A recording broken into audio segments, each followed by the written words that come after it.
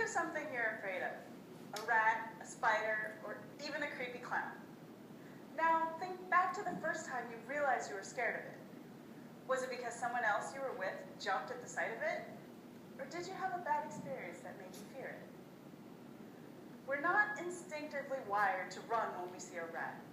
My friend has a pet rat, so I think they're cute. But my other friend is deathly afraid of rats because her mom screams every time she sees one. My friend associates rats with her mom screaming, so rats scare her.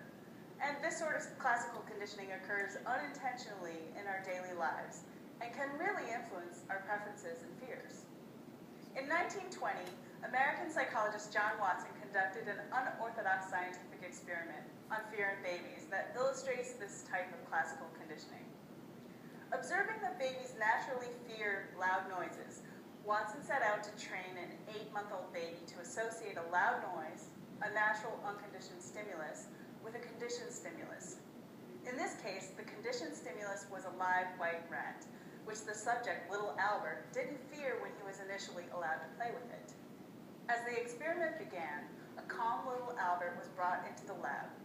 Watson hid behind a curtain ready with a metal bar and a hammer. As Albert entered the room, Watson released the rat and struck the metal bar with a hammer, causing Albert to cry. The next day, when the experiment was repeated, little Albert cried when he saw the rat, even before Watson had a chance to make the loud noise with the hammer. This experiment was successful in conditioning the baby to fear the rat by associating it with a loud, scary noise. Watson later applied the idea of creating paired associations to a successful career in advertising. By linking products with a spokesperson who is already recognized and admired by consumers, he was able to raise sales. This technique is still used in advertising today. Have you ever bought Wheaties because your favorite athlete was on the cereal box? By creating a link between cereal and sports stars, Wheaties became more popular with kids.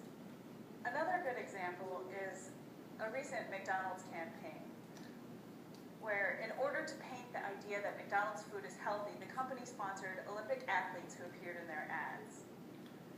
When you think of an Olympic athlete, you think of someone who is muscular and strong and is the picture of fitness. And that's what McDonald's wanted to link their food with, so that when you ate McDonald's, you thought you too could become strong and healthy, like the Olympic athletes. So McDonald's conditioned people to think that their food was healthy. Would you fall for that?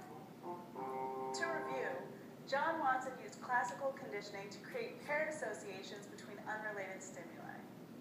We can be trained to link an unconditioned response with a new conditioned stimulus when it's associated with something that we already react to naturally in that way. These methods impact us daily through advertising and other media.